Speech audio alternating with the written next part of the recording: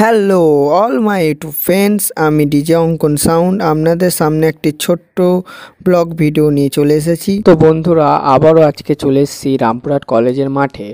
অর্কেস্ট্রার প্রোগ্রামে কি কি সেটআপ রয়েছে এবং কি কি অ্যাম্পলিফায়ার রয়েছে চলুন একবার দেখে নিই। তো বন্ধুরা, দেখতে পাচ্ছেন সাউন্ড চেক করা হচ্ছে। Hello hello hello hello hello. যারা আমার মতন বেস লাভার তারা দয়া করে কানে হেডফোন লাগিয়ে নেবেন, কারণ অনলি বেস চেক করা হবে।